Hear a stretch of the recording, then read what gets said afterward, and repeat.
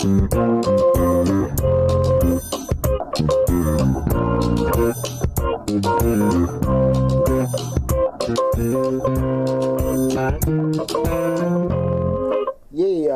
happy Thursday, everybody. Welcome to Change Your Lives, hosted by yours truly, Deonte Burden. We got an awesome show tonight. Tonight we'll be discussing something that a lot of times people talk about it, but don't go really in depth about it because I guess to try to avoid maybe offending people, hurting people's feelings.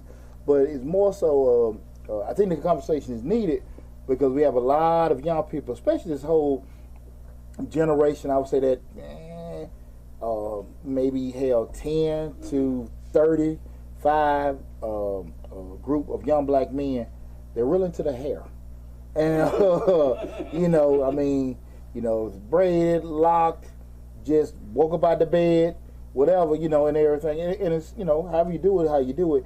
But I want to have a discussion because outside of you coming out of your house, you got something called the world. And the night show we're discussing something that I think a lot of, I've heard it many a times, you can't judge me by how I look. Right.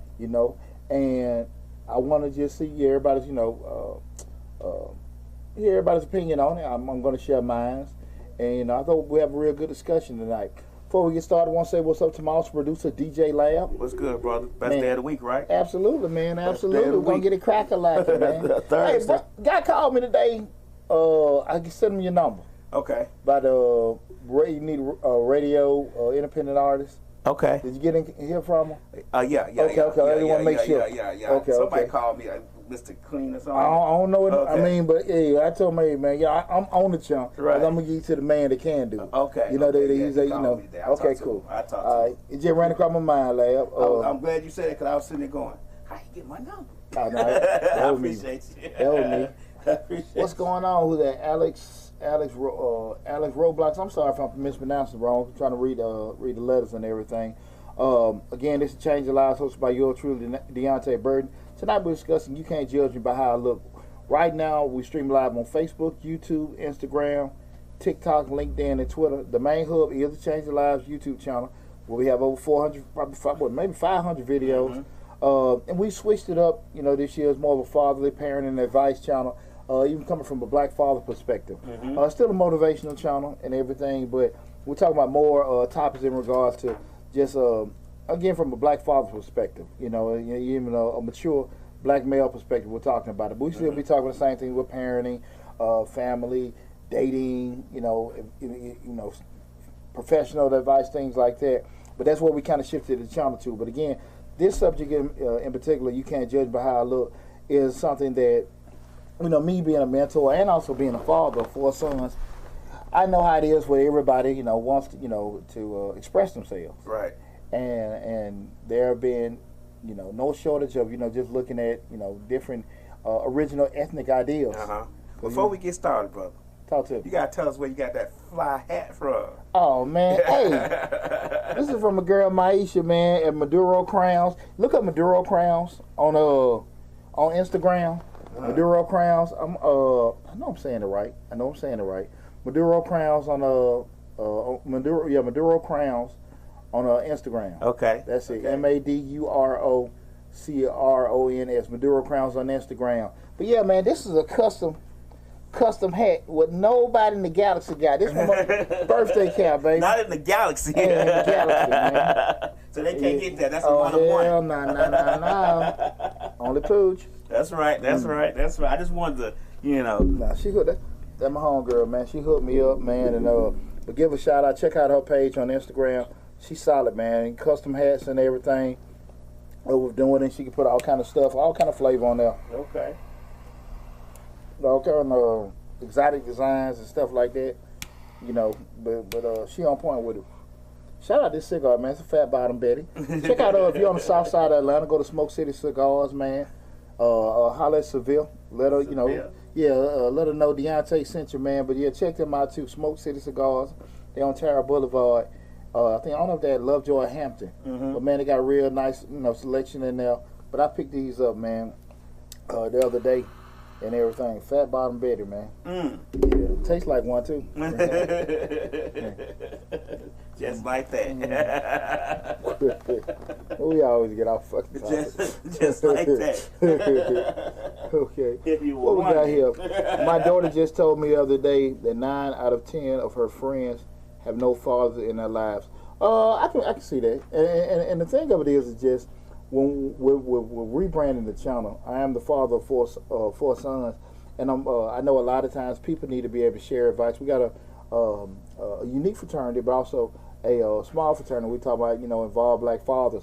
So it's not just for that, but just also just kick advice, kick opinions, and have these kind of discussions. Mm-hmm. Because I know one side of being an actual youth mentor that you don't want to kind of shift somebody's individuality, but you don't live in a bubble. Right.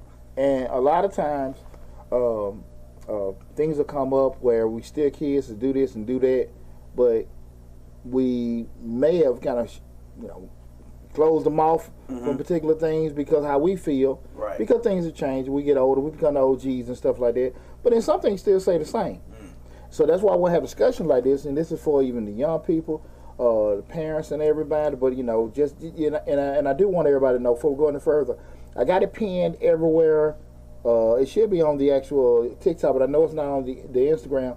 The call-in show. This is a call-in show, so you're welcome to call in. The number is 678-740-9894. Again, the call-in number is 678-740-9894. One more time, 678-740-9894. Feel free to call in. Did that one good. I did it good. Hey, man. Getting the flow of I used to be here like 999, 999. I'm getting it, man. But let me ask you a question. How's everybody else shows? Are they getting a lot of calls in? It just varies? The person who gets the most calls is Dewan. He gets the most calls. Yeah, he must have damn smooth. Okay. Right. He gets the most calls. I can't get calls like Dewan. That's why. You hire get calls too. I think they just nervous about talking on that phone. It goes not to how they look, but how they sound. You know what I'm saying? Well, Dewan the people's champ. Right. So, he is the people's champ. He be having it ringing out the hood. Shout out to Dewan because we on Tuesday, West Side Stories, and then on Wednesday we got a Misfits of Comedy. So y'all make sure y'all go to Misfits Radio, Misfits TV. Look it up on YouTube. Look it up on Instagram. Check out the shows on there and everything. So got a lot of great shows. But right now you're in here with Deonte Burden. We're gonna change some lives this particular hour. That's right. And we're having these conversations. Me being a youth mentor, it's interesting. About 2 weeks ago, I am a member of 100 Black Men, and we have our flagship program we call Rites of Passage. And what we do is in Rites of Passage is we get kids from 8th grade through 12th grade, following the whole process through. They stay in the whole time, and we teach them just financial literacy, etiquette, grooming, how to dress, how to travel. The thing of it is, you're a brother with 100, we're well educated, well traveled, well spoken, all that good stuff. Right. And we groom the young men to be that. So we got that, and then we have the collegiate arm, the emerging arm, but that's our flagship program. Okay. And with 140 some chapters and 100 Black Men, I think we've been 3-time chapter of the year. You know what I'm saying? So it's a proven product. Right. And so with that said, they do a pretty good job. I'm not a member of that program was doing it, but one of my sons, he graduates soon. Chris been in it since 8th grade, and really? then William started next year. But it's a good program, and what I'm bringing up, one of their contingencies has been young men's hair can't be more than half an inch. Okay. So we lose a lot of kids in the application process because they want their cornrows. On the dread. They want their dreads, they want it all. And them brothers are very adamant no. Okay. And it's interesting because 2 weeks ago what happened was we had a parent forum, and I was there because I have a kid in the program, and one of the fathers asked about it. And he was talking about, hey man, my son a good kid, this, that, and that. Why should he have to, mat his hair down before he come here and everything? And those guys that run the program, I mean, they not even like trying to hear shit. They just like, nah, well, this is it. And I understand that part of it. This is the rules. Been the rules for about 15, 20 years. Y'all apply. You knew that. But the thing of it is just the world is changing. And our president, Rafiq Ahmad, and Rafiq mentioned, he said, you do have something called a Crown Act. We can't discriminate off how people's hairs are and stuff like that. And I don't know if that's applicable to it, because again, it's not. They're not even because they aren't just stuck on hair. They're saying you got to be groomed, you got to be shaven, and all that stuff. We get the kids like several things they have to do before they come in and stuff like that. And but the conversation was the world is changing. But what had me thinking was, and again, we're talking about, the whole subject of you can't judge me by how I look, especially when we're talking about, young black men. What I just remember being in corporate America, and, again, that's why I want people to call in. Remember to call in number 678-740-9894. That is kind of true as far as you got this glass ceiling on how you look. Right. I remember, just talking to some brothers before. Now, you can say, okay, this guy's been working in corporate America. He's a supervisor. He's a manager. He got dreads. I've never seen nobody at executive level outside of a black-owned company with dreads. Okay. And I ain't never seen no with braids or anything. So, in damn near at executive level, I'm scratching to see anyone that had damn facial hair. I've seen people at executive level. Well, let's put it this way. Previously, when I first got into the corporate world, as I got out of college, I didn't see people with, it was all clean shaven. And I was even that way. I was clean shaven. I started losing my hair early, so I started shaving bald. I was clean shaven for a long time because I was always in office and around the management, upper management, and stuff like that. But as time progressed, like as time's getting, closer, like even as far as dressing, like we had to wear a tie or slacks, and now it's getting to a point now where I go in the office and they got on, like, they had a thing where you couldn't wear white bottom shoes. The shoes could be brown, but the bottom of it couldn't be white. The sole couldn't be white. It had to be a darker color. Now I see people walking in with white soles, and today I saw a guy with a suit on with some brown shoes and had the white soles on, and he was in there skipping. Let me tell it. So, and now you like me, I got a beard now. So I would. Previously, maybe back in the early 90s, early 2000s, I wouldn't be caught dead with the beard because I didn't want to go in office and present myself like that. Gotcha. But now I see upper management, Well, that's what you just said now. And that was the key thing I just said. I ain't seen upper management, supervisor, executive, VP, president, CEO, self. I ain't seen them. I have. My previous company that I worked for, the president, CEO, they had facial hair. I mean, they even wore shorts in the office. No, take the beard out. Dreads. We talking about, say dreads. They had long hair. They had long hair, black. They were white. We talking about executive level. We talking about all races. So well, let me say. For my executive level, white. Well, let me say this. And I don't want to be ignorant of what I'm saying, but I'm just gonna be honest. If we at they stuff, they can do what the hell they want to do. Okay. Because we know, even as a black man, let's keep it real. A white guy can look like he just came out of a Skid Row.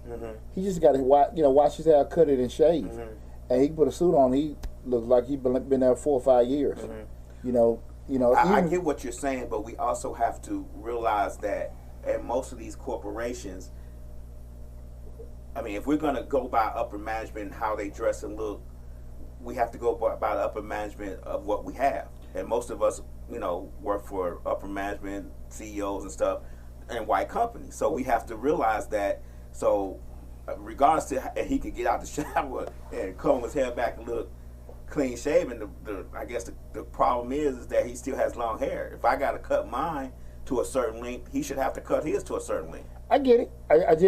I know you say you seen it. I mean, 15 years been downtown, I ain't never seen it. I've seen it. In the whole point, I ain't seen not one brother with dreads, braids.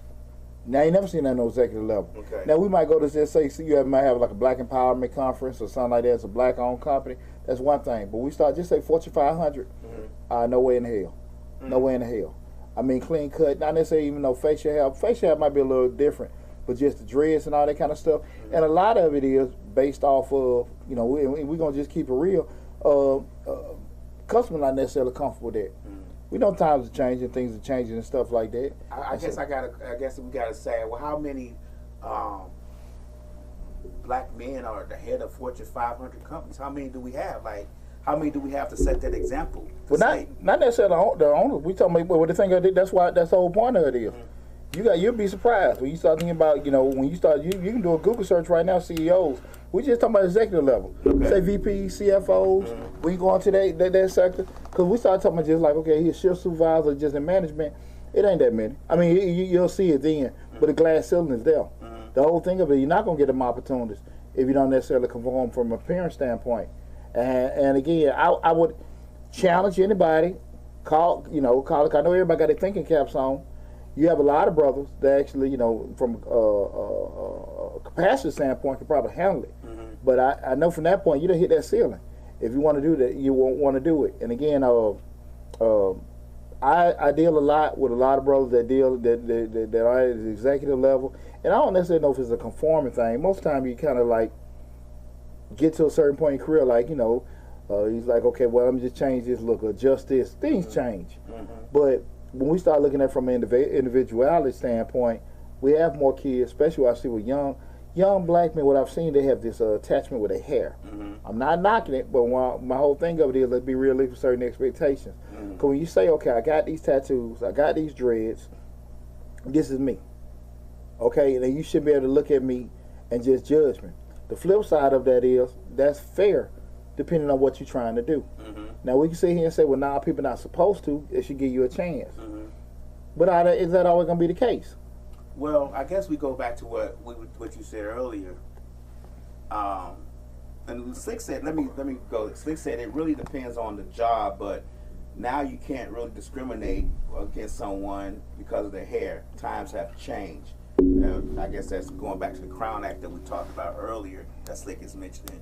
But when you come to these companies, you know that they're going to have rules. I'm trying to get both sides of the coin here.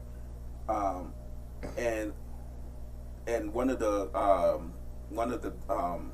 agreements when you take the job is you're going to conform to their rules. You're going to conform to how they present their company and their brand to the public. So in that aspect, if you're getting a salary that you consider yourself to be decent because you took the job, you have to conform to how they want to present their company. It's their company. It's not yours. So on that aspect, you do have to, cut your hair how they would want it. I remember when I worked at a law firm, they used to send out every year dress code. Dress code, what you could wear, what you couldn't wear. Because at some point it got lackadaisical. It got lax. They were coming in there with flip flops on and the back of their heels out, and you're not supposed to be like that in office. Send that reminder out. Right, they had to put out, hey, we ain't said nothing about this in a couple of years. You can't wear this stuff. So, gotcha. Even in my current job, which I won't mention, I go to the office and I dress. Collar shirt, slacks, dress shoes, all that. And they be in, most of those people be in there in blue jeans and let me tell a t-shirt. Like they just rolled out of bed. And I feel overdressed, but that's how I've always been in the corporate world. You get what I'm saying? So I try to make sure that I'm presentable, because for me, my thing is you never know who's going to walk into the office. So I want to be presentable because you don't know who's going to walk in. It could be, the main owner of the company could walk in, see you dress nicely, shave, clean cut, looking nice, smelling decent, and you stand out, whereas everybody else got on blue jeans and t-shirts, and sneakers and gym shoes walking around. You're the one who stands out because you are looking decent. Well, let me ask you a question, Lab. Young blood, getting started and everything going into the corporate world, but they got, they natural hair thing going on. What would be your advice to them? Would you say, hey man, do you, or hey man, I would kind of adjust? Well, if they're going into a corporate world, first thing they should do is research the company. Just say research the company, because, and I'm just gonna tell you this. Well, I want to cut you off. Finish you about to say. I would say that they should research the company and see how it's presented. A lot of times you shouldn't take jobs if you don't know. We're talking about young blood. Just out of college. Young blood, yeah, there you been go. in college the whole time with his hair like this. Oh, we get the call. It's changing lives. Hello? Hello? Hello? Hey, this changing lives. Hey, wow. Okay. Call back. The call got dropped. Call back. This Youngblood. Youngblood. You know, this ain't lab. Been working 2 or 3 years in the industry. Experience. Got, you know, been around and seen this, that, and that. This Youngblood. Okay. I would say he like his hair. He gonna have a young boy. You have a young boy walk around twisting their finger. He gonna have to conform to that. He gonna have to shave. He gonna have to cut his hair. You tell him to cut his hair. I would tell him because my thing is, but it's like two sides of this thing. It's like two. I would tell him to cut his hair because you're going into the corporate world and you want to get this job to maintain your lifestyle, your living, your eat, drink, sleep, all that. So you're gonna have to conform anyway. So I would tell him to go ahead, cut his hair, go in the corporate world, see how it is, see how it's presented, and because it's always better to go in there, look it decent, and then maybe change your look as you progress within the company. But you won't get the job altogether if they feel that your hair is not, if your presentation is not good. You know what I'm saying? I think that's if good you're presenting yourself in the improper way to them. So grooming yourself and looking nice in the aspect of keeping the job or getting the job is better than not getting the job. Yeah, I think that's a good advice. To change your lives. What's good, fam? I just tried to call. I want to chime in on your topic tonight. Okay, cool. What's going on? Hey, nothing much. You know, this your little cousin Damien, man. I can agree. Nothing much. You know, I really can agree on this with the hair situation thing which y'all talking about. Like, although I don't think it's right for people to be judged on how they look, it's not even so much of the CEOs and the bosses. It's what the consumer feels comfortable with coming in, and if you shopping for or whatever your service is, they do it. I feel like they do it more so for the consumer, more so for themselves as the CEO or the boss or whatever, because that's how they make money, is they consumer. Now, if they felt like they consumer really didn't care, or let's say they consumer wouldn't be scared to walk into somewhere with, 5 black men with dreads or something working there and wouldn't feel no type of way or whatever, I feel like then the CEOs would allow that. But since, people with, I guess, young men with dreads and things of that nature have got such a bad look out in the world, the CEOs don't want to bring it into their office because of that. Gotcha. Well, Damon, let me ask you a question. Let me just give, this is my cousin Damon. Damon's an actor, and Damon's same age as my older son. Damon, what are you, 28, 29 years old? 28. 28. Damon's been working in the music industry also. Let me ask you a question. When you start peeping this out and, to base your opinion, was it OJT when you just got on the job training, where you kind of went a couple places, somebody said something to you, or did somebody pull you aside, give you some game to kind of tell you, hey man, this is a money thing, this is why these people feel comfortable? How did you come to your opinion with that?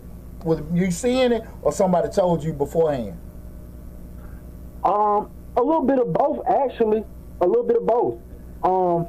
Cause like you just said, I'm an actor, so I get a lot of auditions that say clean shaved or low cut, no tats, clean shaved, no visible tattoos. So through that, I started to see, well, it must be easier to sell somebody like this or to market somebody like this rather than, to have the natural look like we're talking about. So it's kind of both ways, because my pops had told me a long time ago, hey man, keep yourself clean, keep a clean look, keep your clothes clean. Just make sure you always clean and tight, because you never know how other people perceive the way you're looking. Like if I had dreads, even though I have dreads, my personality may be way different from the other guy you met on the corner with dreads. But just because he's on the corner with dreads and he's a black man, you probably gonna perceive me like that. Do you know of any young man, just say your age, they have missed out on opportunities by thinking the opposite of what you just said? Yes, sir. Oh, yes, sir. Yeah. And when you try to have a conversation with them, like, hey, man, listen, this worked out for me. I understand how you feel. What is the response that comes along with that? Well, now their biggest response is, "Hey man, things changing. It ain't like it used to be. I got plenty partners with dreads working, but when they say working, they're not talking on the level we're talking on. Like I know I heard you and your partner, y'all say Fortune 500 companies. I don't, like y'all said, I don't really necessarily know no people in high power in Fortune 500 companies with dreads. Like my partners, I guess they be thinking, well, I'm not even gonna say all of them, but just a few people I had the conversation with, they thinking, you know, just some management job and stuff like that. So their mind ain't really thinking CEO type, you know, things like that. Yeah, and usually with experience and as you go through life, especially getting north of 30, you start thinking expansions and advancements and things like that, depending on what career you're in, and then you start, and that's when that actual glass ceiling probably come into effect, where you like, I done did everything I was supposed to, I done put 10, 15 years in the game, and now I can't go no further. And sometimes you get typecast in certain, you know, careers, like he can only do this kind of accounting, he can only do this kind of law, he can only do that, and it may be because you're working there, or it may be because what we talking about, you got a particular look that they kind of tolerated here, but we can't put you over there because this is where we make the money, and I can't put you over there because you might say the wrong thing, you coming that way in the wrong thing, you might scare the hell out of people and stuff like that, and it's real. And I think far too often, especially with our young black men, we don't have these conversations with them to say, look, I understand you feel this way, I understand the individuality, but we got something called the world.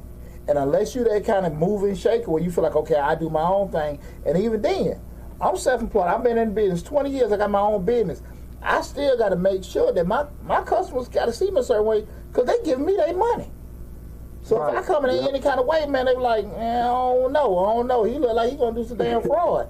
So perception is not necessarily the perception always going to be felt, but perception is real. And you can deny it. Like you said, depending, like you said, like, if you're just going to be at a certain level, that's one thing. And again, like you said, they may not even be thinking about it. And that's fair. But at the end of the day, as you advance in life, okay, man, I've been doing this so many years. Let me go on I'm going to go on and get in. You know, guys already told me I do pretty good. Let me go on and apply for that supervisor position. Mm-hmm. Or let me do this, do that, and that. And all of a sudden, now all these issues coming up. Well, man, you ain't did this. You ain't never said it on my review. They never said it on your review because they were cool where you at. Mm-hmm. Then you finna get around these people. You finna start talking about all these different kind of. You just say if you're working in a warehouse, you might be talking to different product specialists and different other kind of companies. We need you to look a certain way. It might not even be about you being white, but it might just be a little. You need your more little clean cut, like you just said. The tats can't be showing, the hair, the grooming, and all that stuff got to be in place. Mm-hmm. It's hard, but it's fair. That's just how it is. And far too often, what get mixed with it, you can't make your damn rules in somebody else's game. Mm-hmm.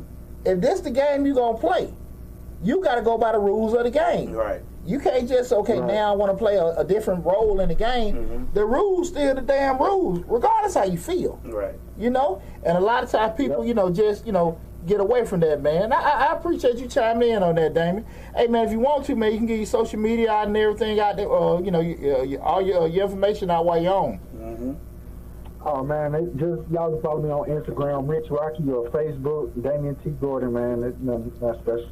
Okay, cool. Yep. Ain't that special, man. He a bad man, though. I'm proud to look good, man. Proud of man. Hey, man. Hey, appreciate you calling in, Damon. Most definitely. All right, take it easy now. Yep.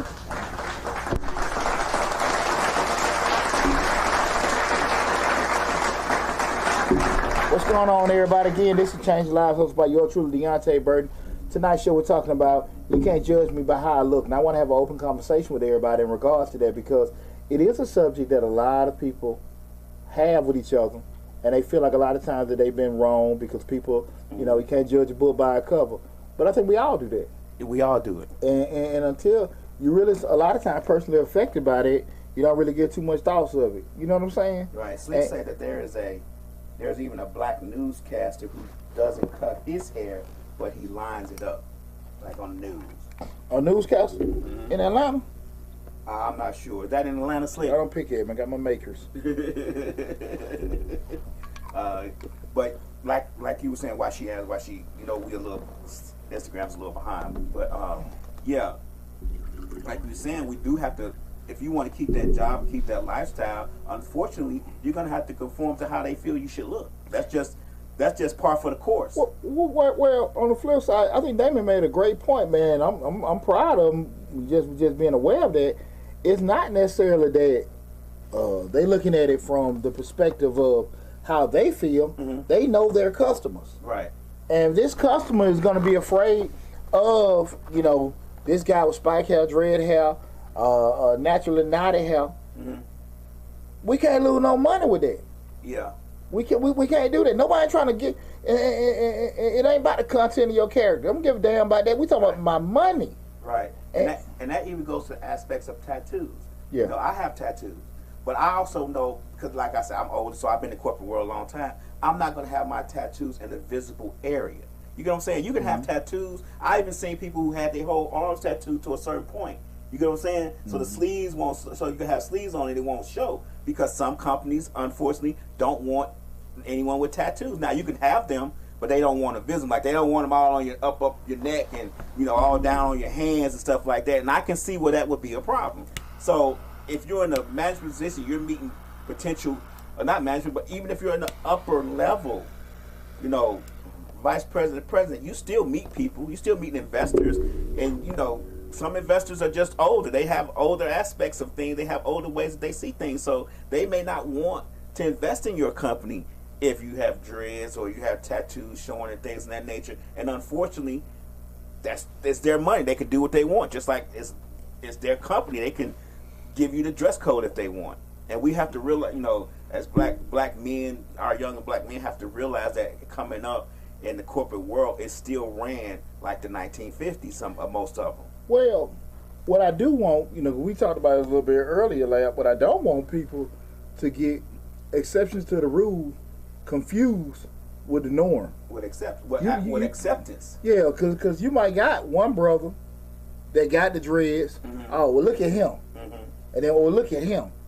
And they just and they may be so damn dynamic, mm-hmm. or maybe so damn lucky they got that. Right. But the vast majority don't get that, and they're fully competent mm-hmm. to be in the positions because of the optics of what people see. Mm-hmm. They can't go any further. Mm-hmm. You feel what I'm saying? Right. And that's what I'm saying. Sometimes we get exceptions mm-hmm. and say, okay, now, well, look at him. Yeah, shit, you ain't him. Right. You know what I'm saying? Right. Real talk. There's some, we know some people out there that are phenomenal salespeople, phenomenal in what they do, and they're not always going to be able. You can't look at everybody. Well, you ain't that dude. Mm-hmm. That's what a lot of times get like. Well, it's such and such dude. Such and such a dog. Right. Such and such making numbers. Such get on it. Yeah, exactly. You ain't him. We can put that beside him because he's doing so much for us. Mm-hmm. Let me get this. Sexy Redbone 28.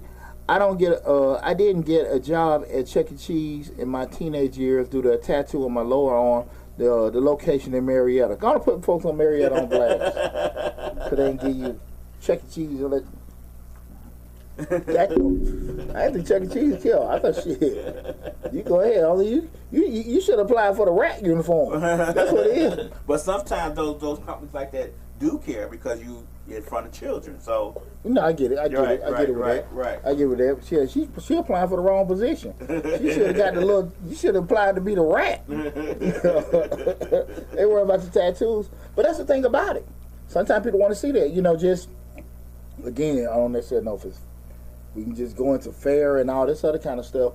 It is what it is. Well, it's definitely not fair because on the opposite side of that, those companies need to think about how many talented people they probably missing out on because of those strict, stringent, old rules. I mean, let's be honest, they're old. They're old rules. I mean, the children, the kids nowadays that are growing up don't conform to that kind of stuff. So, and like we said, they have to because of the company. But how much talent are you losing? How much talent? Like, think about these Fortune 500 tech companies.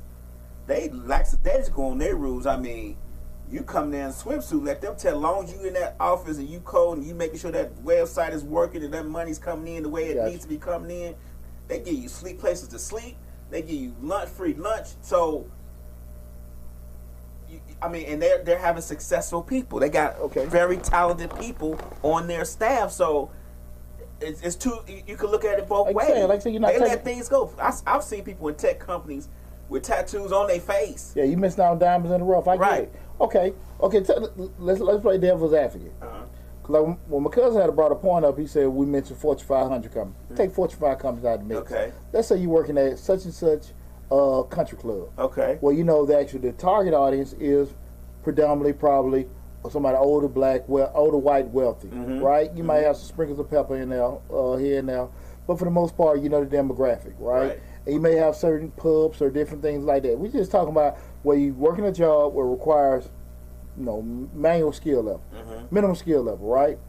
At the end of the day, we're looking at what? A particular look they can only have. You can't be a bartender or a waitress in certain restaurants, depending on what the demographic is. Because we go back to, like you said, it ain't fair, but it's still going back to who? And I thought it was great. He understood it at a young age. The customer. Right. It don't matter. You can be so solid, but if you make my money feel uncomfortable, you understand? Right. See, I can run a tax office on the west side, goals, tattoos, and all that kind of stuff. I can't run no accounting firm in Buckhead like that. Right. Because they like, what the hell going on? But we just same. I guess we need to break up the demographic. I think we need to break up the companies because now that you said like a visual person who's in front of the customer, yeah, they need to be groomed because every customer's going to have a different way if they see the world. But like I was saying, tech companies, we can't put that in that group because most people in tech companies are not in front of the customer. The customers on the website or something like that, those people can be given exceptions. You get what I'm saying? Because they're not going to meet you as an investor necessarily, because the investor's going straight to the CEO. You get what I'm saying? So in those aspects, we have to separate that from companies that actually have people who are in front of customers and companies that don't have that, who don't necessarily have that. Fair enough point. Okay. Fair enough point. Tell you a conversation I had with a good friend of mine. My man Scott was talking to me. Scott, probably about 55, 56. We was in that cigar spot by the money go. Shared a story with me from the early 90s. Fresh out of college, he was working at Xerox, corporate. And he said he was Q, so he wore his bow tie. And he said everybody was in there. He said a black supervisor. Everybody in there had a regular tie and everything. But he coming out because he fresh out of college, Q, had his bow tie. Okay. Said the brother called him in the office. And he said, man, don't you ever wear that MF bow tie anymore. And everything. And he's trying to feel like, what's going on? I'm clean and everything like that. And he said, listen, people are paying more attention that you are bow tie than who you are. And looking at that, oh, that's bow tie. You want them to actually, again, when wrong, we do what the Romans do. Right. To your point, at the end of the day, we start thinking that it's just, OG advice. The guy put him in because he said, that guy now, he'll hug him. Because he was on straight up with him, just saying, like, listen, sometimes you can go in there and just say, like, to your point, if we working in tech and we not dealing with customers, what the hell my parents go into it? Right. But at the end of the day, do you want the focus be more on how you look or whatever? Because we're not, again, here's the deal. We got to go into, the way things are. A lot of times we can sit here and make these arguments, that ain't right, you should do this, that ain't right, you're looking at this, you're looking at that. But it is what it is. And he said people be so focused on bow tie and what he doing and never take him serious as that. PJ, my second son, just started a new drill unit. In the military, you can have profile because black men, we get what's called pseudo barbe or ingrown facials. I had a permanent profile in the military, so I always had like a little shadow beard. P got the same thing, right? So we know pretty much with military guys, it's changed a lot because I've seen so many videos. But typically, like old school military, clean cut. Some of them don't have no hair on their face, right? He going to it. He started a new unit. Now my son is in damn ROTC scholarship. He's going to school to become a damn officer in the military. And they don't even think about no damn hair on their face. Okay. You know what I'm saying? We're talking about lieutenants, colonels, majors, generals, and all that kind of stuff. He's on that track. So they don't even think about damn facial hair. Right? Right. And so me and him sitting there talking, and he's going to the new unit. It's 2 weeks ago. And I said, hey, P-Dog, he's sitting over there. I mean, looking like he come off power. He got his shit all lined up, waves popping. Right. I said, hey, bro, shit, I know you ain't going like that. Right. He said, nah, Dad, you know, I'm going to skin it out. Uh-huh. And he knew, because I done had these kind of conversations before. Uh-huh. Get in, learn the way of the land. And then as you kind of get yourself together, you can make it do it. Once you've become, or at least planted your roots somewhere where they can say, okay, cool, now let me kind of get my way. And it's the same thing you start any job. Mm-hmm. You just don't come into a new job, you ain't going to last long. Just say, you know, you the new guy, you got your headphones on the radio. You going to kind of go in for a little bit. Let me peep the scene. Do they listen to the radio? Do they do this, that, and that? And you still may not start if you got any damn sense. Because, you know, that whole, when they do it, no, they don't. Who are they? They'll lie and say they didn't, but because you don't know anybody. Right. But you kind of see the way of the land, give yourself some time, make some friends, and then you may kind of adjust from there, right? Mm-hmm. Common sense will teach you that, right? Mm-hmm. And it's the same kind of thing. You can kind of know, okay, cool, these are things I shouldn't do, this, that, and that, kind of with dress, kind of with appearance, this, that, and that. Do I need to have my hair cut every day, every week, or do I need to, I can go a couple weeks, because I've seen a couple guys, I'm still going to stay on point, give myself about 6 months, and then I can kind of make adjustments from there, right? Typically, that's kind of how it is, excuse me, you know, regardless in his place. You know, usually, don't care what job you have, usually you kind of peep the scene and kind of see, you just, now if you just want to people, I'm going to go comfortable as hell from the get-go, right? Cool. You know what I'm saying? But for the most part, it's kind of how it is, just see how things are going. And so we start going into that, no, I don't want to, you know, my halves, my strength. I get it. That's fine. Mm-hmm. But you got to be realistic about that kind of stuff. And the thing that is, even with tattoos, all my kids always say the same thing. Man, I get on tattoos. I don't let my kids get tattoos. Right. I've never let none of my sons get tattoos. Mm-hmm. My thing that I've said, and I'm not, and let me say, get this prerequisite. I've never said that my way is the right way. Right. But what I always said is with my children was, I didn't think you were conscious enough to understand by you making this permanent thing on your body, how way you want to be at later, how that would impact it. Okay. So I always told my kids, give yourself 2 years after leaving my house. Mm-hmm. And then if you want to get a tattoo, go from there. Because my thought process was, you would be able to see people where you want to be, how they look, mm-hmm. and then it make a big deal to you. Right. That was my whole thought tattoos, process. So I was in my 40s. Well, I've always been along the lines, and this is just me, that companies don't want that. And I'm trying to move forward. I'm not trying to move backwards. Of course, like we said, it's not right, it's not whatever.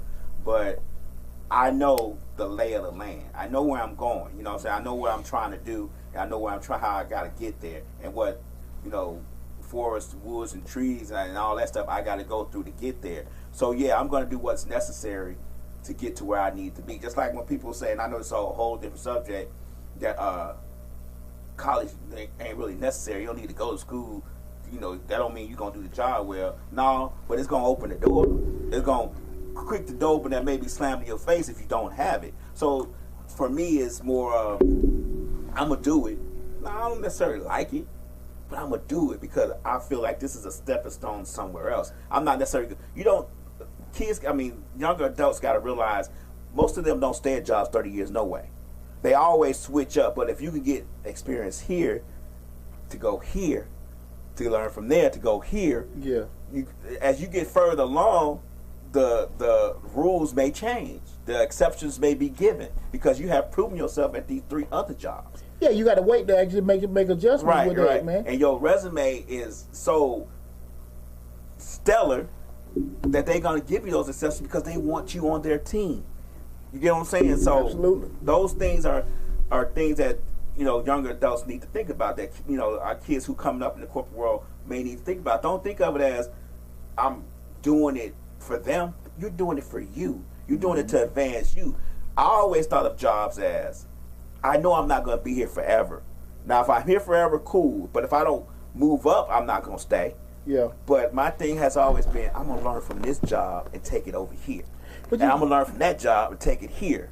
This is for my benefit, not for theirs. Gotcha, but check this out. But before going further again, this is Change Your Life, hosted by yours truly, Deonte Burden. Tonight's show we're discussing, you can't judge me by how I look. Right now we're streaming live on Facebook, YouTube, Instagram, TikTok, LinkedIn, and Twitter. The main hub is the Change Your Lives, hosted by yours truly, hosted by Deonte Burden YouTube channel, where we have over 500 videos. If you came in later into the show, always you can go to the Changing Lives website, the YouTube channel, subscribe to the channel, and see the whole video in its entirety. And also take advantage of the over 500 videos on the YouTube channel giving out all kind of great information. Now with that said, Lab, check this out. Now, when we talking about this, and this is why I kind of say, people like, well, look, man, it doesn't affect it, we're doing it. And I understand your whole point with like, hey, sometimes you're around people, but, a lot of times we are. And you have a guy that's very competent. I know this happens, where you got people that work for Mr. Sparky, probably the best electrician. He tatted from the neck down. He can't come in my house. Right.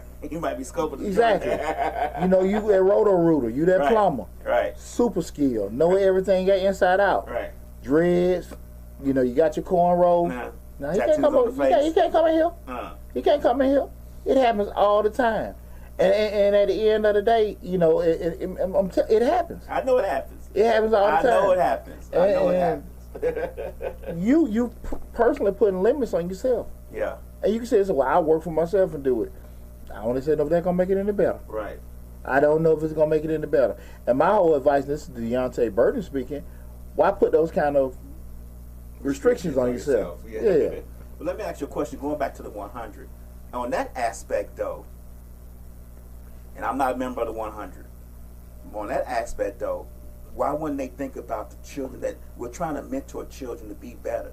So why not let them in the program and mentor them better as they go? Because you may be losing children who need that 100 men hug or arm around it. He may not know any better. This is coming from somebody who didn't know his father, somebody who was born and raised on the west side of Chicago in the ghetto, struggled, poor as could be. And if I had something that I didn't know because I wasn't taught, or I'm just going by what I see in the street because my mom is at work all the time, so I'm practically raising myself, and I'm coming to you as a young adult to the 100 to try to get that help, to get that, because I see a future in myself, but I just don't know how to get there. And then you turn me away because I don't know about my hair. I may be saying, no, I don't want to cut my hair, but you're not letting me in just because of that. So now I've been turned around from. You got to think about the people you're losing with that one little rule, because all minds can be changed eventually if they feel and see the love that you're going to give them once they're in the program. That's my aspect of it. That's a fair question. Well, we do have a program called the Mirror 100, where we take kids that are kind of probably not as polished, and we do the same thing that they have the hair and all that kind of stuff, and we do it. The thing over there with the rites of passage. We put them on a certain track. Okay. So it's, with the rites of passage, kids in the rites of passage, you may need to only do 5 or 6 things to get them to a certain point. In the mirror, you might need to do 10. So different perspective. And even you mix and match it, because that's the other thing, Lab. At the end of the day, just say you might have group A, B, C, and D. You can't put kids in D or people in D in A because it's going to slow down A.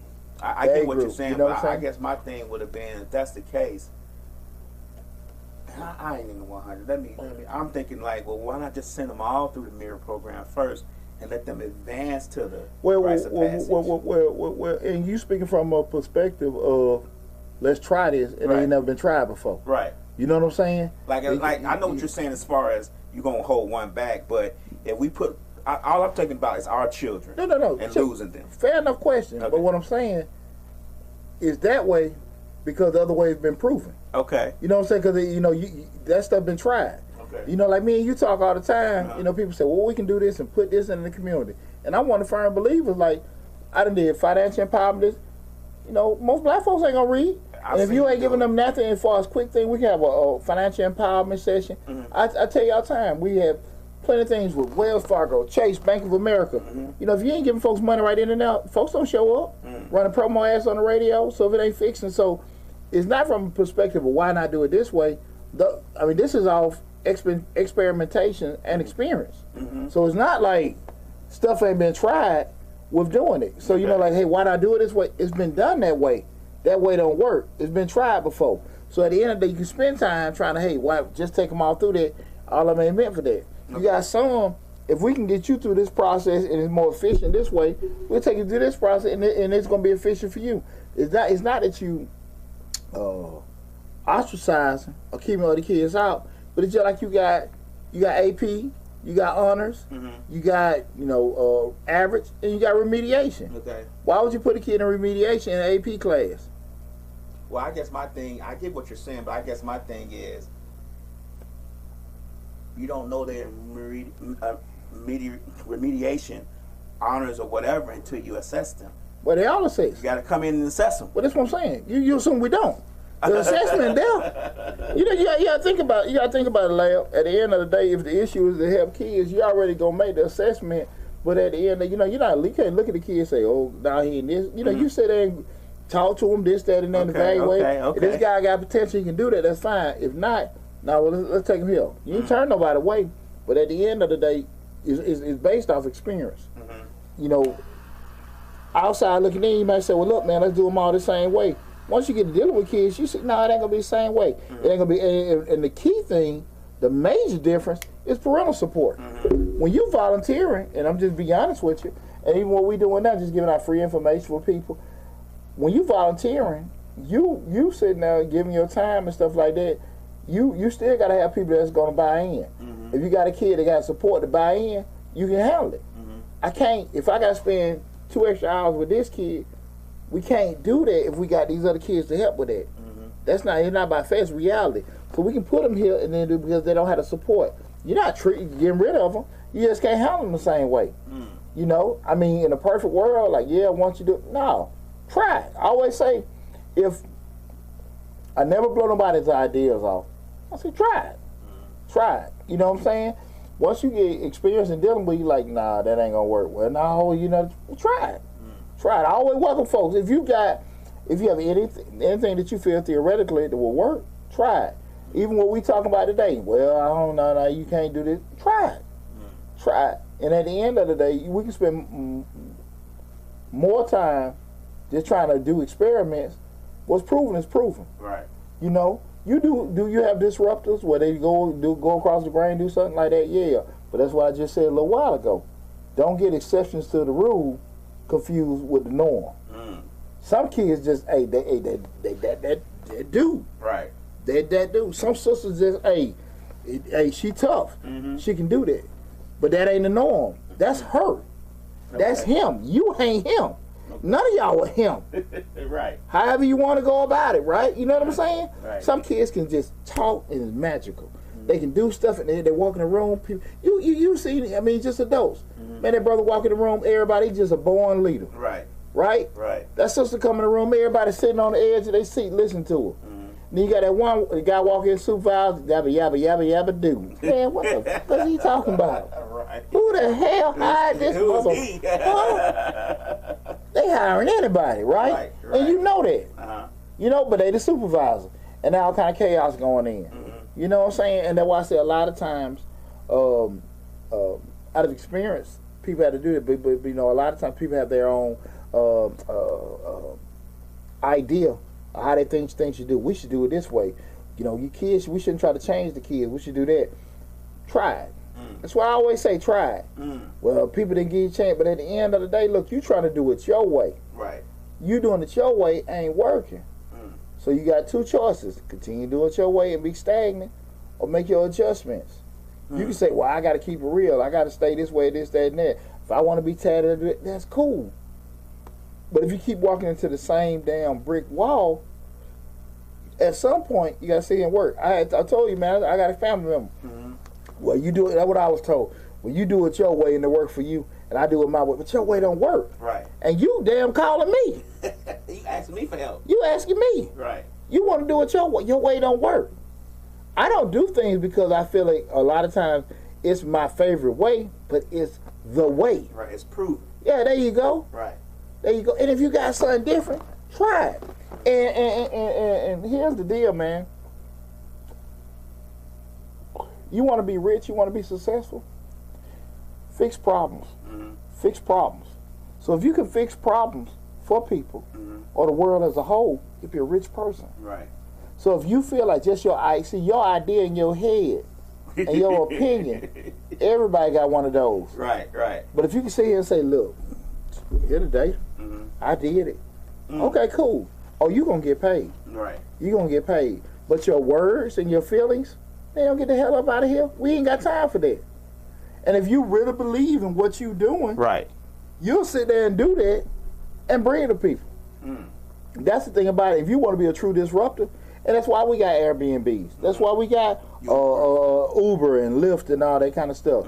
Because those were stupid ideas that somebody went on and tried, and they made a difference, and they made themselves very rich in the process. Right? You see what I'm saying? They didn't have to go with the status quo or listen with whatever. Right. But when we start talking about it, like, say, okay, you can't judge me, this, that, and that. Well, keep going your way, see how I go. Right. Keep going. See how it is. And far too often, we don't want to be brutally honest with people. Hey, man, listen, dog. At the end of the day, this is what we're trying to do. You know, I get it, you like your hair. Right. I get it, you like your tattoos. Right. I get it, they're a part of you. You know, you got this lily on your chest. It symbolizes your transition from childhood to, I get it. With all this whole damn story, what that will mean, or that will mean, I get it. Still covered up. Exactly. But what the hell, you know what I'm saying? But what you trying to do, man, listen, it's going to be a young, because let's keep it real. Your skin color going to be a barrier. That's already, now that is one stumbling block already.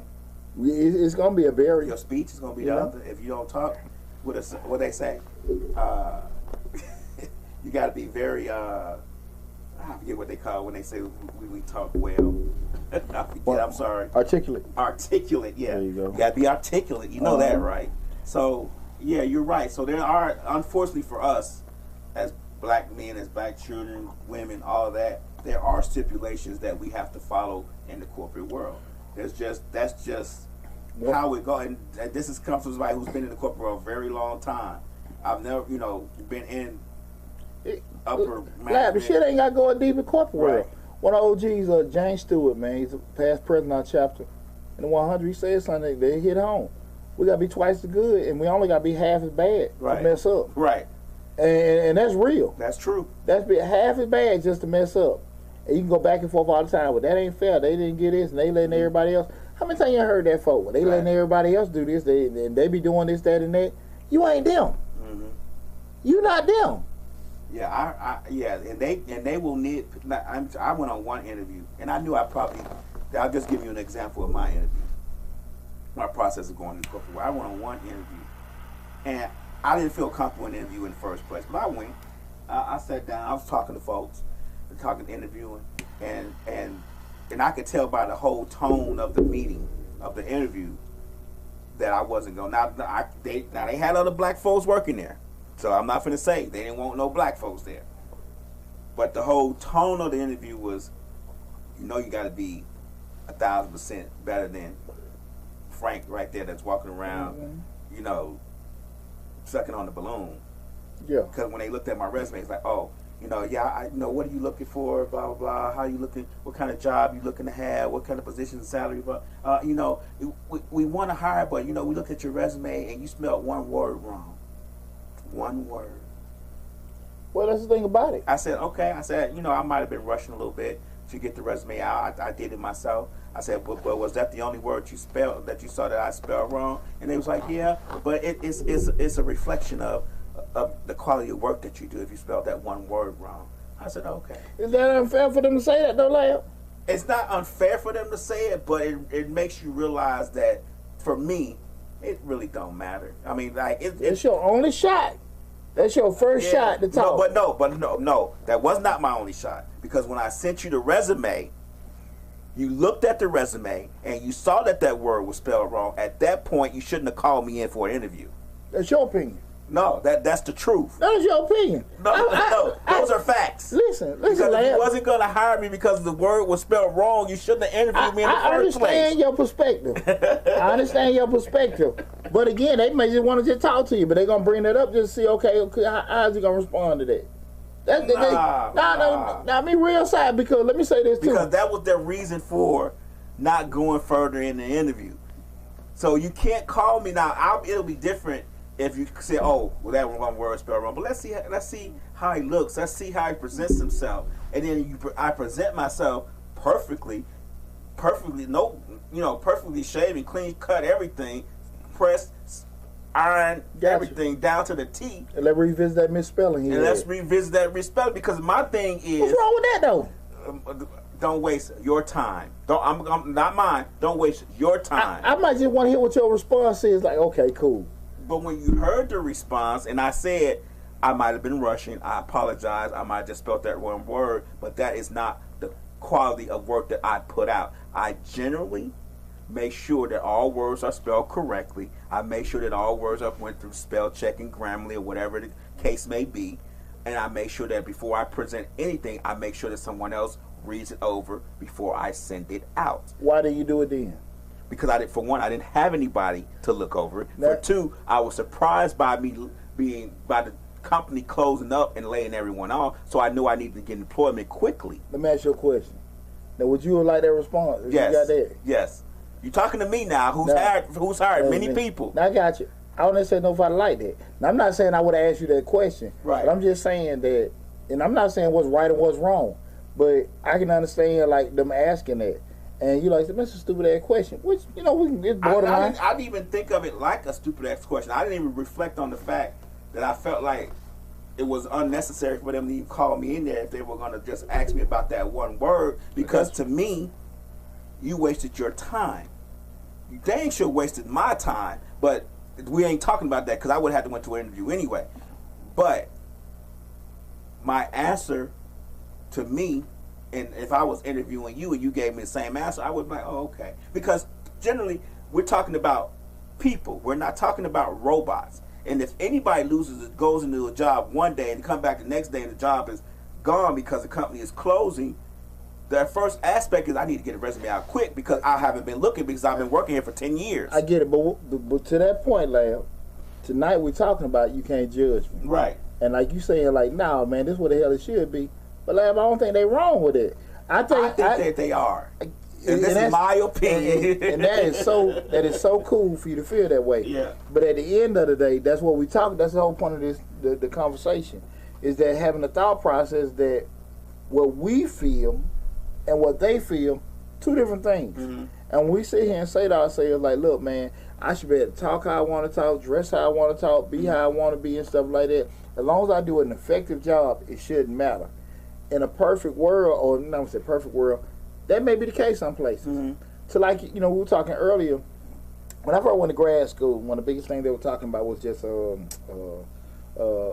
innovation and what's the other word? You know, thinking outside the box, free thinking and stuff like that. Right. And you have a lot of design companies. There's a company, Audio, and a lot of those Silicon Valley companies that do like the design. They do a lot of, you know, even with Google, you know, they riding around skateboarding and, you know, riding, you know, roller skates at work. Right. You know, because they want creativity and things like that with doing it. And you may say, okay, cool, it didn't matter, you know, as long as everything done. You may have some exceptions to the rule companies, but most of them ain't like that. And again, so do some people get caught up in the minutia, and miss out on a solid prospect like a lab? Mm-hmm. Absolutely.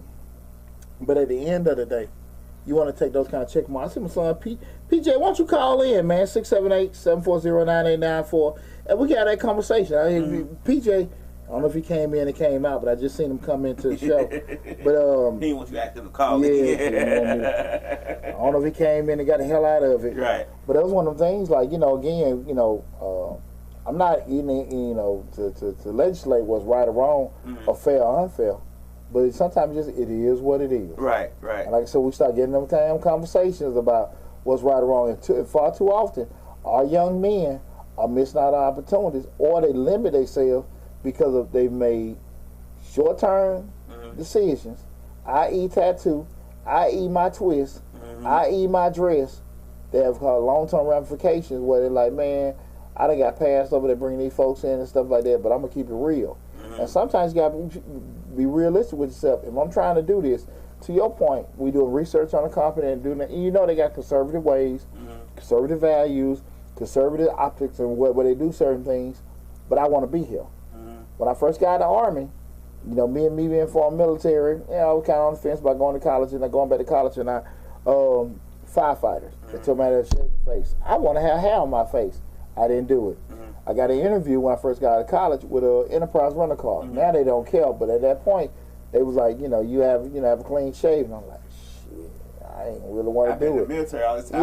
Yeah, exactly. Something on my face. Right? Exactly. So I'm saying no because why? I felt like I had options to do that. But if it was a dream job of mine, I probably would have made an adjustment. They're telling me what they want. How the hell can I sit here and go to your table and tell you how you need to have your stuff together because you're missing out on me? They don't give a damn. I am. We have to find out a lot of times that we're not as valuable as we think we are. Oh, that's all the time. But to my point about that resume, it kind of makes you, and maybe young men are feeling this way. It kind of makes you feel like, dang if I do, dang if I don't. Possibly. You get what I'm saying? World ain't fair. Right, and the world is not fair. So I guess a lot of the younger kids, and I try to play both sides. I understand what you're saying about the corporate world because I've been in there, and yeah, they have their own rules which they want you to follow. Take corporate out. Take corporate out. Like I said, we just talking about Roto-Rooter. You out there cutting somebody. Hey, everybody is not cool with a guy cutting their damn grass with dreads.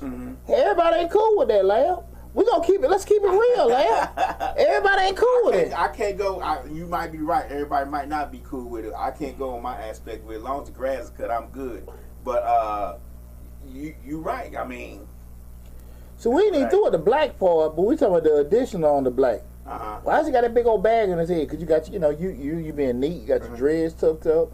You know what I'm saying? You got there mowing yards, but you got, the sleeve going here, there, and there. And we saying, like, what the hell that matter? I'm out here cutting the grass. We doing this, all that kind of stuff. Everybody ain't cool with that. Right? Well, look, we just got the janitorial contract. We got this government facility and stuff like that. You a solid brother. You can make the floor glisten. Make it look like mirrors. But you coming there, you got all these tattoos and stuff. You well-spoken, you're articulate, handsome, or whatever. But your appearance can be unsettling to some people. You think I'm gonna lose that damn contract sending your ass over there? Right. And I done bust my tail to get these certifications. And you my best guy. I can't send you over there. You ain't finna make my money up. And now you sitting there like, dang, man, well, look, bro, I couldn't send you over there. The supervisor, the person over there saying, man, you make some of the ladies over there uncomfortable. Right. You think I'm finna lose my stuff because of that? I'm gonna be honest with you. You might want to go get them took off. Right. And far too often, we don't have these conversations with folks because a lot of times it be a disconnect in regards to certain things. When you don't have kids, a lot of times want to hear it, and you got some people that don't want to, afraid of hurting folks' feelings. Right. But at the end of the day, you got to be realistic about certain things. You shouldn't, like you say, you shouldn't judge me. You should get to know me. Maybe sort of. It depends. Right. And everything, because a lot of times, to your point, and that was fair, man, you miss out on somebody really solid by not taking your time to get to know me. You know what I'm saying? Right. And everything. Black Polar Bear, what's going on now? What's happening now? I think a lot of times, the sooner you can get out of that, and I think the best thing is don't give people reason to do stuff. Now, it is what it is. You feel like, I can roll that way, that's cool. But man up or woman up, say, okay, if I'm going to do that, this is what's going to come with it. And don't get bitter behind it. I think the best rule is just to err on the side of caution. Sometimes you can't look up the company to see how conservative they are because they don't want to put that aspect of themselves out because that may turn off customers. You get what I'm saying? Okay. So, you just err. I've always erred on the side of caution. But to your point, a lot of times you ain't gonna be able to do that. Right. And even if you do that, you really don't learn the culture or see the culture till you get in. I always say if I'm in an office setting where I'm in an office where I'm gonna be around other people, like I'm gonna give you a good example. When I work in office, and I work in office now, and when I go to the office, I say, like the lady name may be Tina, I say, hey, Miss Tina. And the lady, Miss Shirley, I stopped me one day and said, why you call me Miss Shirley? I said, because I don't want to be any misconceptions of what I'm saying to you. I'm trying to be, this is my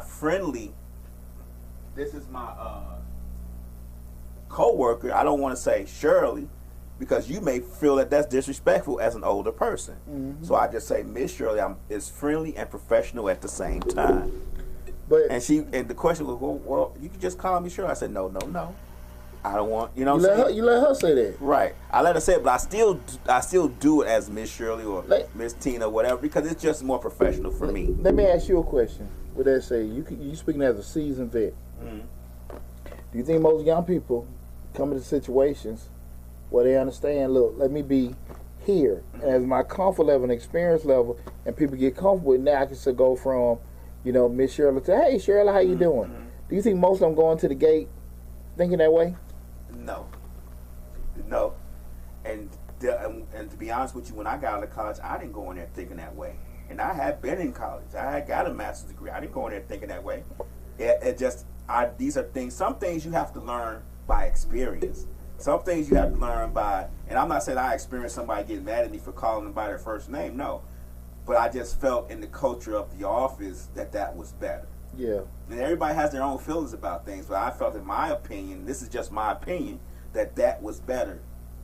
A better presentation of talking to someone. Yeah, and again, I'll never be a proponent of individuality, but I'll always say at the end of the day, you got to have realistic expectations in regards to, like, if anybody going to just say, "Don't can't judge me," you can't get these, you got to get to know me and stuff like that. It sounds good. Right. It sounds good. Always sounds good. But at the end of the day, we got to be realistic. And I just don't think a lot of times we're doing as OGs, parents, mentors, however you want to call it, preparing our young folks for that. Preparing them. And like I said, that don't mean we got to tell them all to cut their hair and shave their face. But we do got to just do a better job. Like, look, in my era, what was it? Everybody had these goals in their mouth. You trying to get these jobs, you got these goals in your mouth, you're a great person, great kid, you'll do a great job. Till you smile. But that barrier, now they focusing on your mouth. I ain't did nothing wrong. I'm a good person. Right. I even said, yes, sir, yes, ma'am. But they focusing on that. Is it fair? Or it is what it is? Right. And that's one of the things we got to sit here and say to ourselves, like, again, like I said, we ain't got to go. We just talk about damn corporate earth. We ain't got to go that damn far. Right. It's like, look, man, we just going to keep him on the fry station. I can't put him on the register over here. Right. You know what I'm saying? Because, again, that just may make people like, like, hey, that's 842. Give me a Cavi card. Shit, I don't know. Get this on my car. He might do some scamming stuff. Ain't even ran across your damn mind. You just working. Right. You just doing what you exactly would do. And you just at damn Chick-fil-A at Perimeter Mall. You ain't did nothing wrong. You just asked for you to register, you asked for that lady card. But you got the grill, you got the tattoos all over and everything like that. Shit. She may not want to give you that. What you need my card for? So I can ring your chicken up. Right. That's okay. Let me write you a check. Right. Let me just give you cash. Yeah, let me go get cash. What ATM, man? I come back. Right. So, again, it ain't fair. It is what it is. Okay. And listen, guys, anybody got to call in? We done ran. It's been a good conversation. We've been rolling for a minute, guys. You got in? You want to add to the conversation? The call in number is 678-740-1894. Again, the call in number is 678-740. No, damn, I said 1894. 9894. Again, 678-740-9894. 678-740-9894. Hey, we got a couple of YouTube comments. I'm sorry. Okay. They just popped in just now. I've been looking at YouTube the whole time, but they just popped in. Mikhail Pitchford said, "Salute, coach." You know Mikhail? Okay. He said that. What's up, coach? You also have to be careful because people will start screaming discrimination. I won't blame the culture It starts with upbringing, respect, and common sense. So, 3 things today, man. Most time ain't gonna be there. right. I appreciate you tuning in, coach. But that's the thing about it. Even when we start just see, discrimination is tough to prove because they can, even when they flat out discriminate against you, they just say we hire this person. Because a lot of times, Lab, to be honest with you, when you get people applying for jobs, damn near everybody's the same. Because once you get into the interview, if you really sell them on yourself or not. Right. A lot of times, probably, 90% of the people you're interviewing, pretty much the same person. You know what I'm saying? Right. So many years of this, so many years of that. Got this credential, got that credential. It's just really on, once the one-on-one get there, how much game you can put on them and sell yourself to how comfortable they are, right? So the thing of it is, when we start talking about us being as black men, I want to give them less shit to focus on. I'm already coming at black. I'm already coming at that short.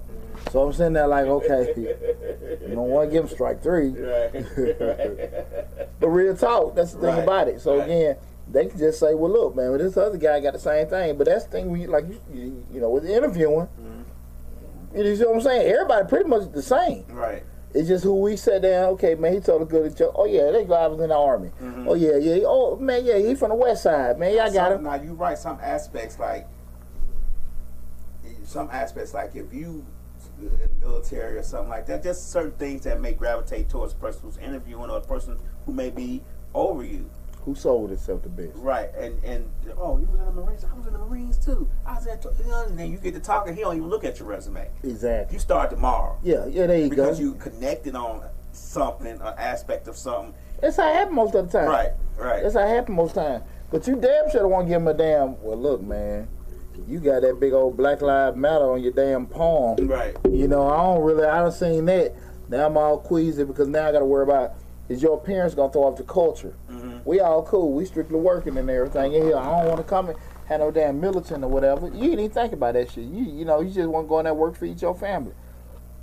Not being able to add to it. And we say, well, and this is what I have learned, and I still struggle with in adulthood. What my perception of common sense is. I think common sense is common sense. But what you or somebody else might think is common sense, they're just like, no, I didn't know that. How the hell you expect me to know that? And that's something I struggle with to this day, because I think a lot of times people should just think, well, this is obvious. And a lot of people just, I don't know if they damn inbred or whatever the hell, you know, just something about. Right. There's no pension on common sense. That's true. Just people just thinking like, damn, bro, you ain't think the damn bathe before you come in here? You didn't think you had to shave? You didn't think you had to comb your damn hair?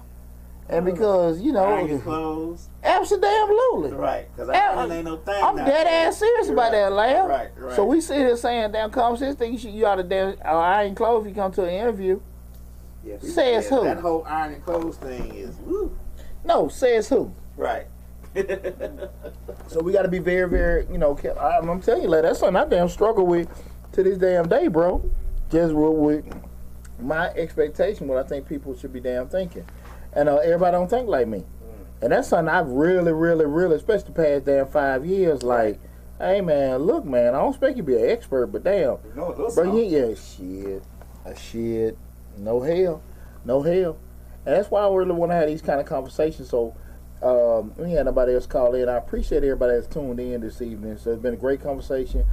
Appreciate Damon for calling in. Guys, we want to have more people call in. And if you're not comfortable calling in, at least, you know, call, you know, just, you know, get a comments and stuff like that. Because these conversations need to be had, especially with our youth. Because we have a lot of young black men that are coming down the pipe. And they need guidance. And again, I'm not trying to just push my way as the best way. But my way is a way.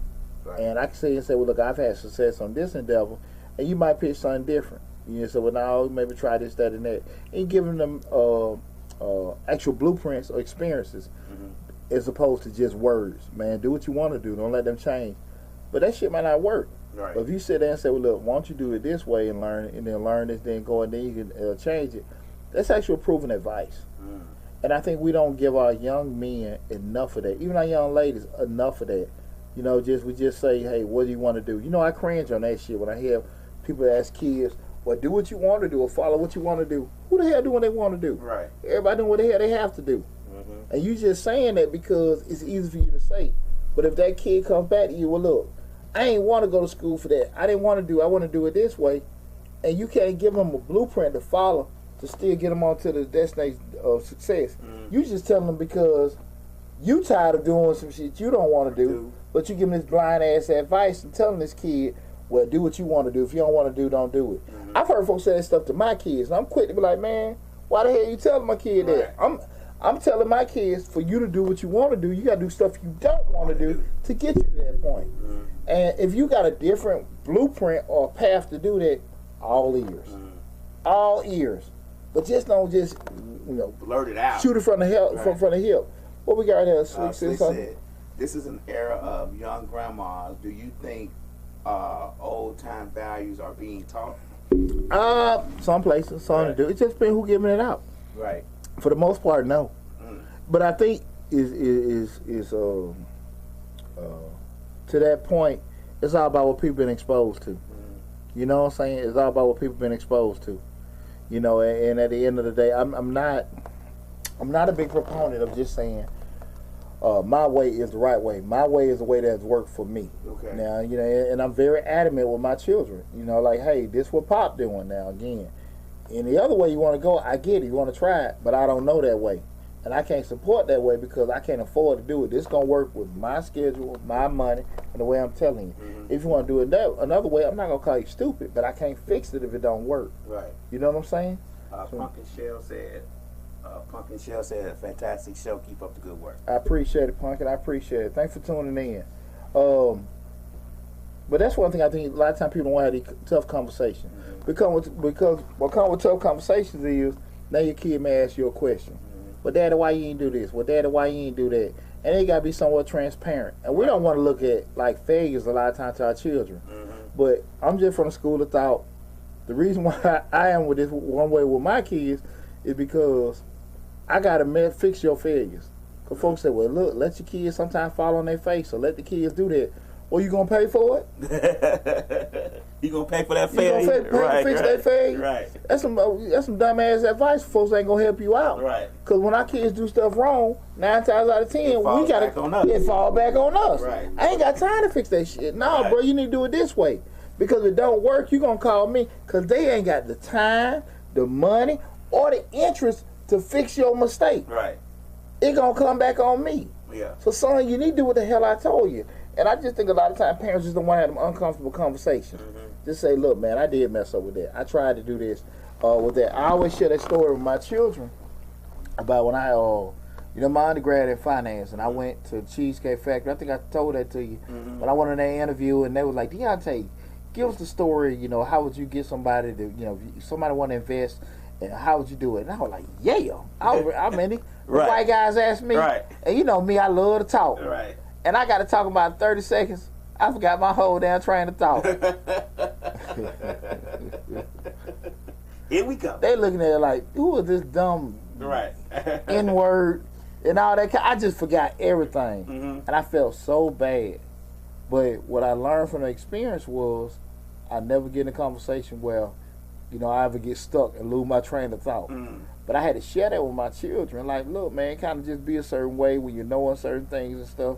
And, look a certain way, do things a certain way, move a certain way. Because that's why I said me and PJ had that conversation like, P, you knew there. Mm-hmm. You knew. Son, don't go in that way. Well, I see some people doing that. They ain't you, son. Especially when you knew. Yeah. And that Especially when you knew. So You haven't established yourself yet. I'm going to say this. To his credit, he listened to me. He listened to me. I will give PJ that credit. Mm-hmm. He did listen to me. With everything with that. Go and shave all the hair off your face. See how the vibe is. Go from there. You know what I'm saying? Don't go in there with all this kind of stuff. And now they focused on your damn beard. Give yourself a month or two. Right.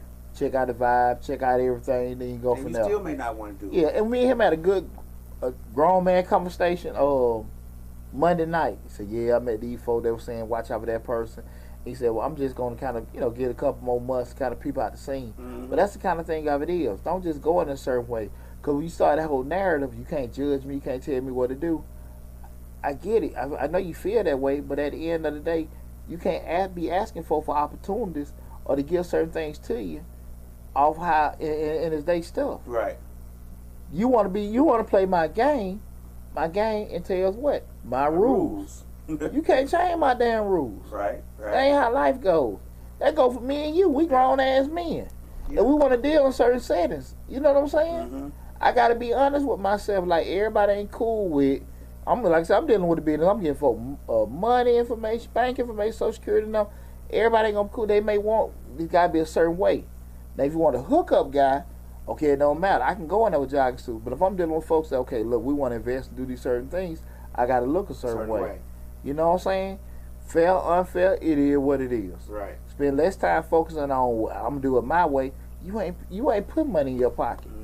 You spending money out your pocket. You feel me? Right. That's where your shit going. I gotta focus on what we can sit here and make all the damn videos we want, and I had to learn that. Right. At the end of the day, what do the people want? What do people want to look at my channel? Right. You know what I'm saying? They gonna want what they want. That's you might be deal. talking about this, but they gonna call you and want to talk about that. Yeah, exactly. Six say that this is a time of parents being friends and not really giving any parental guidance. See how that shit work out for you. Right. How that work out for People you? being friends with their children and not being parents. Your child turning your damn roommate. Right. I mean, hey, you gotta get the hell out of my house. We had that was the. It's funny we saying this, Lab. I put the video on TikTok, and it's been on TikTok, Instagram, and YouTube. I asked the question. The question was asked, would you put your kids out? That was the question. Mm-hmm. But the actual, I'm sorry, list on the thumbnail. But the question was, your kid go to school, they give you a call, and most parents, when your kids go to school, the first time they leave, you're gonna get that call. I want to come back home. I'm scared, and it's not because things ain't going. Somebody mistreating them. It's just they homesick. And you gotta let them kind of go through some stuff. Right. And so many people like, I let them come back. But you let them come back, they ain't never had a chance to learn how to go through something. Adjust. Adjust, go through it and whatever, this, that, and that. Now somebody mistreating your child, that's different. Mm-hmm. But a lot of times, and I seen that a lot with my children, when I went off to college, even T went to play football, Cole wasn't playing or this, that, and that. Well, come on home, son. I don't want him. I'm enjoying, like, hell, we done did some shit in your room. Right. Like, you know what I'm saying? Like, no. Hell no, you can't come. It was hell getting you out. You know what I'm saying? Same thing with P-Dog when he went to school. Yeah, Dad, I just don't like it here. What he was saying, like, it's just racist. Every racism. Shit, bro. Hey. That's every day. Hey, man, look here. Hey. You got all this damn clothes with to move to your room. Shit. Might need to learn Dixie. Right. Or something. Get the hell out of my... You know, hey, they got to go through something. Right. They got to go through something. And that's the thing we tell them about with life and all that kind of stuff. Because at the end of the day, we all had to conform. You ain't selling out. You know a certain thing, but at the end of the day, you got to understand that, listen, people perception, how you are, can come on how you look. Mm-hmm. You know what I'm saying? When you sitting there, hey, you know, you're a young player. You sitting there like, you're a great guy. Mm-hmm. Is that woman going to be so quick to want to talk to you if you filthy, you funky, and all that kind of stuff like that? Right. You might be the best man possible. And at the end of the day, she might get that diamond in the rough where I seen things in them most women didn't see. But you gotta get past that first barrier. Yeah, I had to get past it. And that shit most time don't happen. Well, women today, they don't want to. Man, look at man. Have you looked at yourself? Have you smelled yourself? And that goes back to that goes to, their perception, what they perceive or what they want in a person. We short guys, we not gonna get past the shortness. If the girl, she thinks her ideal person, regardless, we good, we work hard, we make money. If she thinks she needs a 6'3" guy, we X'd out. Hey, you ain't getting no. Hey, right. If you want NBA, you ain't looking at pussy. right.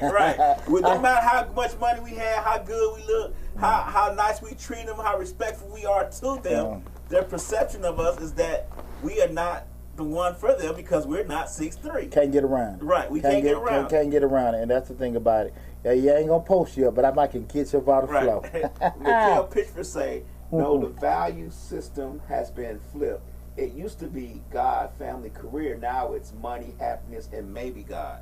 Well, and that's the thing about it. But we got to be open-minded enough that everybody don't believe in God. Mm-hmm. Everybody don't do this, that, and that. We can have our ways about moving with certain things, but everybody ain't. You don't have a big pension of a lot of stand-up men. You don't have a big pension of, these people keep their words and all that kind of stuff. The whole dynamics have changed. It's not about right or wrong. It's what it is. Mm-hmm. And sometimes we can hurt ourselves thinking everybody think that. Well, I just told you, I struggle with that. Coach told him, hey, son, get your physical, come back out here. The next day, he go to the guy next day, he said, we full. And that when I got to get involved. Right. Hey, you just tell the boy that. Right. Oh, well, we can make some adjustments. Right. But what if I wasn't there to say that? Right. Just say rough stuff. Right. And again, lucky you got a dad he can sit here. That's involved. Because I stay away from the stuff. You know what I'm saying? Hey, coach, then you just tell him. Yeah, if he come in. Told him to do this. Yeah. Now, the flip side of it is, William didn't go. William, because he's young, intimidated, 12. He didn't say, hey, coach, you just told me to do this. That he's scared because his man telling him no. He didn't think he'd open his mouth because he's scared. Right. But at the end of the day, sometimes we got to understand, everybody ain't going to sit there and think about it. Everybody going to remember. I said, well, coach might not attend. I said, son, the man worked. He coaching. Got a family. He might forget. Yeah, exactly. That's why I told him. I said, but you just can't assume. And a lot of times, like I said, when we start going into, hey, I've done everything I'm supposed to do, you can't look at me a certain way. And like I said, if I come tatted up, dread it up, braid it up, and all this other kind of stuff, are you creating barriers for yourself that don't need to be there? And are you sitting there saying, you putting these things, you so intelligent, you such a leader, you such a great person, and you sitting there make certain things. Sometimes it ain't about fair. Right. Sometimes it's just what it is. You know what I'm saying? But listen, man, we're gonna get ready to wrap this up. I ain't seen nobody else come in, no other questions or comments. I want to tell everybody from the bottom of my heart, I appreciate you guys tuned in. We had an awesome show tonight. Make sure you guys, again, go to Change Your Lives. I said Mr. Short Dollar. But go to Change Your Lives, hosted by Deonte Burden on YouTube. Please subscribe to the channel. Got a lot of great information now and a lot of great information coming down the pipe. But also, with that said, when you get your financial mix, go to my other YouTube channel, Mr. Short Dollar, where we talk about personal finance, business, entrepreneurship, and investing. That channel got over 600 videos on the channel. 25,000, probably in between all the platforms, we're probably knocking at 100,000 people, over 100,000 people. Man, we've been grinding, putting a lot of great information out to you people in the community, and most importantly, it's free. So go to the YouTube channel, Change Your Lives, hosted by yours truly, Deonte Burden, and also Mr. Short Dollar on YouTube. Those are the hubs. So again, regardless of what platform you're looking at, those videos are there, sitting there waiting for you. For whatever you see, you'll be able to go there and take advantage of all the great information. So again, guys, y'all be safe. Love y'all. Quick thing I want to say was yesterday my mom's birthday. Oh. Happy belated birthday, Mom.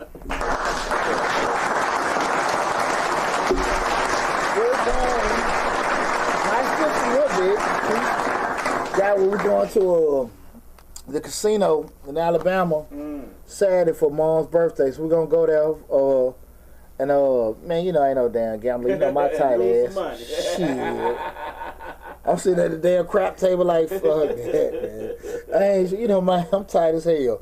I ain't got time to spend no damn money, man, getting this shit away. Casino and lose some money. We gonna go there, celebrate Mom's birthday that weekend, man. So happy belated birthday, Mom. I love you to death. Mom always support me, always tune in. Did she come in tonight? Yeah, I think she came in on YouTube. On YouTube, okay, yeah, she was asking me about everything. Yeah. But my mom always support me, so again, happy belated birthday, Mama. My mom Marjorie passed more, so I love you and everything. We're gonna party this weekend and stuff, so look forward to that. We're doing that. Any other thing, man? I can't think of nothing else, man. But tax season going good. Business is booming. Y'all go to my tax business, Majestic Business Services. As always, guys, you can look in the description section of the videos. You can find my company. With that, and I don't want to do too much promos with that because I think it's a serious subject we're talking about. But if you go to the YouTube channel, especially on Mr. Short Dollar, you'll see all the information there. But again, I want to tell you again, thanks for all the love and support. We're at 3,150 subscribers. We want to hit 5,000 subscribers on Change Your Lives this year. Yeah, 5,000. Bold goal, but I think we're able. Right. As long as I be consistent, do what I'm doing, I feel like y'all gonna be able to push you, let y'all people know to subscribe to the channel and do it, especially if you are in that category. You're a parent, single parent, married, black mother, black father. It don't matter what, you're just a parent, period. I want to have the open discussions with a guy because it gets tough. And a lot of times people get holistic advice and talk so much about what their kid did right. And we know most of the time, they, when they do things wrong, it's kind of embarrassing and scary. You don't really have nobody to go to. So I try to be transparent in regards to, hey, my kids did this right, but they also did this stuff wrong. And we kind of be like a little sounder board to help each other get through some of the rough times, okay? That's right. So, again, thanks for all the love and support. Y'all be safe. Love y'all, and talk to you soon.